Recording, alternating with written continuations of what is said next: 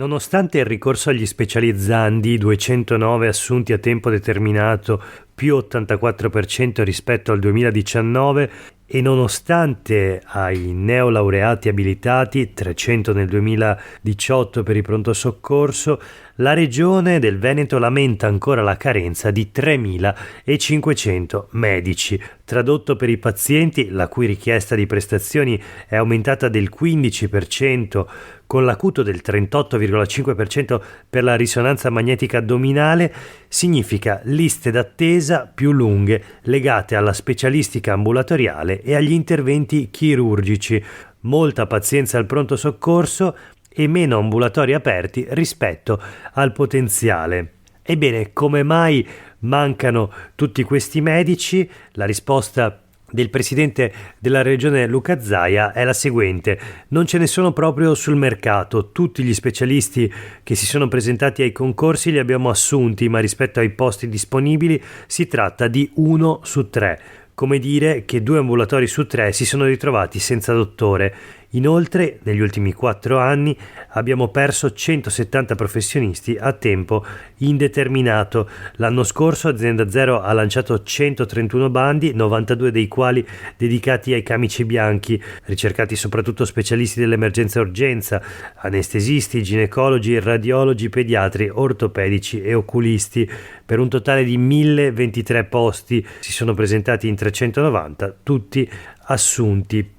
Un po' meglio è andata con il personale del comparto: infermieri, operatori sociosanitari, fisioterapisti, ostetriche, logopedisti, tecnici, che hanno occupato i 1029 posti messi a disposizione da 39 concorsi. Risultato: dal 2019 al 2023 gli infermieri sono aumentati di 1896 unità, più 8%, e gli operatori sociosanitari di 2.912 unità, più 41%.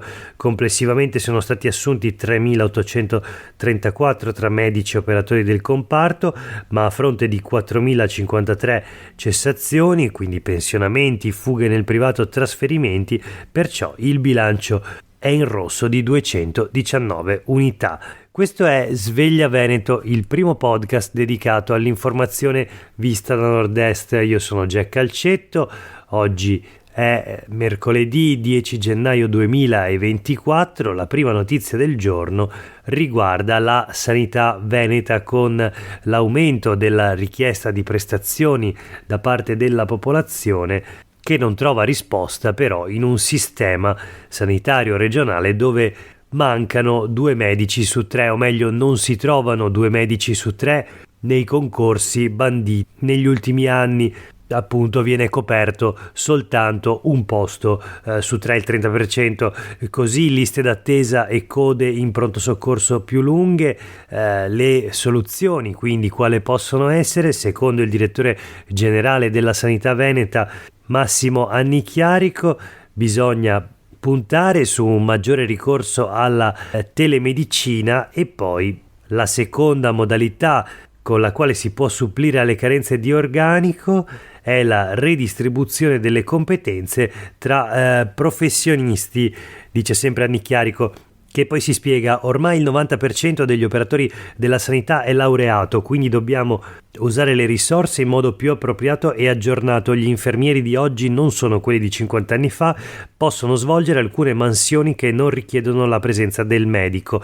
È un arricchimento delle competenze. E poi adesso si lavora in team. Tutto questo lo leggiamo sulle pagine del Corriere del Veneto nell'articolo di Michela Nicolussi Moro, con appunto le dichiarazioni del presidente della giunta regionale Luca Zaia e del direttore generale della sanità Massimo Annichiarico. Vediamo alcuni dati: 640.000 ricoveri, quelli registrati nel 2023.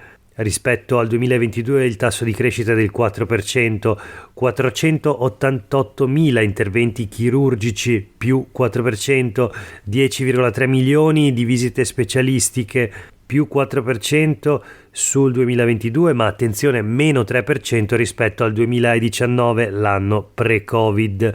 Ancora gli accessi al pronto soccorso sono stati 1,8 milioni, i codici bianchi sono ancora molti, una quota molto elevata, il 45%, assunzioni effettuate dalla regione nel 2023 tra medici, infermieri e altro personale, come abbiamo visto 3.834 a fronte però di 4.053 cessazioni. E poi attenzione, non mancano soltanto medici, infermieri, operatori sociosanitari, ma mancano anche i farmaci.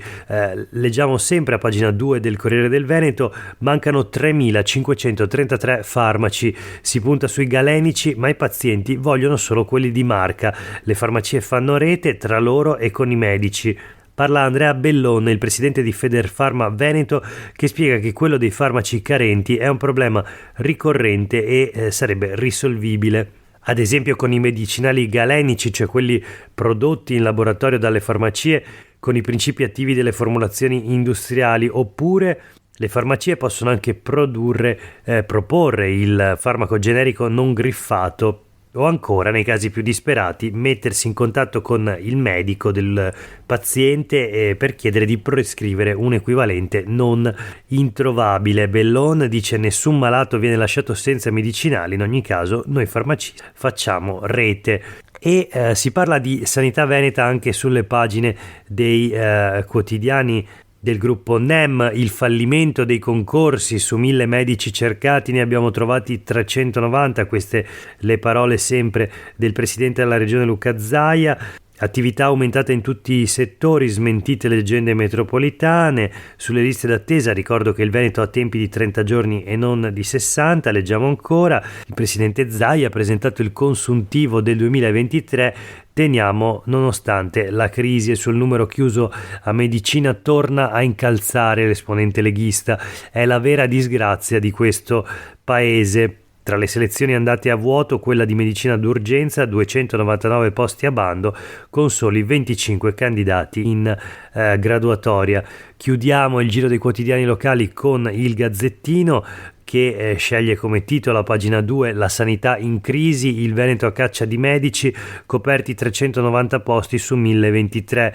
Il presidente Zaia: il numero chiuso medicina è la disgrazia di questo paese, visite, interventi e ricoveri aumentati del 4%, l'attività del SUEM in 8 punti. Il 2024 sarà ancora un anno critico, con più sanitari in una settimana potremmo smaltire le liste d'attesa, ha detto Zaia, liste d'attesa che invece restano lunghe per molte prestazioni della sanità pubblica in Veneto. Ma voltiamo pagina dopo quest'ampia rassegna stampa sui temi della sanità e rimanendo sulle pagine del Gazzettino troviamo una notizia che riguarda il fine vita, il progetto di legge di iniziativa popolare promosso dall'associazione Coscioni sul suicidio medicalmente assistito. Un progetto di legge che è stato depositato in Consiglio regionale ancora il 30 giugno scorso dai proponenti, con oltre 9.000 firme dei cittadini veneti che l'hanno sottoscritto. Ebbene, leggiamo oggi sul Gazzettino: fine vita, escluso il voto segreto, inizia la conta. Ebbene sì, perché la settimana prossima questo testo di legge sarà finalmente discusso e votato in Consiglio regionale. Sarà l'unico argomento in discussione, leggiamo nell'articolo di Alda Vanzan. Bisognerà dire sì o no e non sarà possibile chiedere il voto segreto, il che significa che alla fine ci sarà un elenco e sarà tutto pubblico: i favorevoli, i contrari, gli astenuti. Sarà anche interessante vedere quanti dei 51 consiglieri regionali del Veneto resteranno a casa. È quello che succederà martedì prossimo, 16 gennaio, a Palazzo Ferrofini, dove l'Assemblea legislativa veneta si riunirà per votare la proposta di legge di iniziativa popolare sul suicidio medicalmente assistito. Prima del voto è prevista soltanto una relazione tecnica e poi naturalmente la discussione aperta ai consiglieri regionali. I proponenti della legge, quindi l'associazione Coscioni, i membri del comitato promotore, potranno essere presenti all'interno dell'aula consigliare ma non potranno intervenire. E poi ieri il presidente della regione Luca Zaia ha confermato che sarà presente in consiglio regionale la settimana prossima. Ha detto: ci vado per coerenza, non sarà un voto politico, stiamo parlando di un tema etico, è una proposta di legge di iniziativa popolare che non istituisce, come dice qualcuno, la pratica pratica del suicidio medicalmente assistito, perché questa esiste già in virtù di una sentenza. La norma stabilisce dei tempi nelle risposte. La nostra regione, ha detto ancora Zaia, che è civile e rispettosa dei cittadini, ha l'obbligo di trattare entro 6 mesi la norma. A Palazzo, conclude la giornalista Alda Vanzan, è già iniziata la conta dei favorevoli e dei contrari e l'esito è incerto. Chiudiamo la rassegna stampa di oggi con un'ultima notizia che riguarda la politica e la figura del generale Vannacci, che ieri era in Veneto, a Castelfranco in particolare, per presentare il suo libro.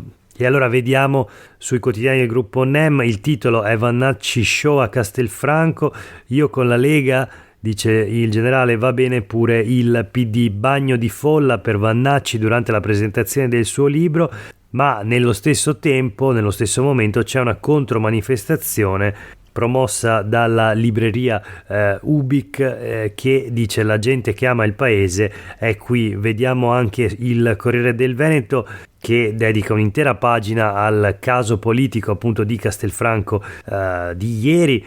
Il mondo si può raddrizzare, selfie, applausi e provocazioni, Vannacci candidato, valuterò, il generale presenta il suo libro a Castelfranco, ma la Lega in platea non c'è. Questo il primo articolo di Claudio Trabona, a cui fa da controcanto sulla parte inferiore della pagina un articolo di Alice D'Este, sempre da Castelfranco, basta incitare all'odio, l'urlo al microfono aperto della libreria Ribelle, giovani, femministe, sinistra al controevento alla libreria Ubik di Castelfranco appunto.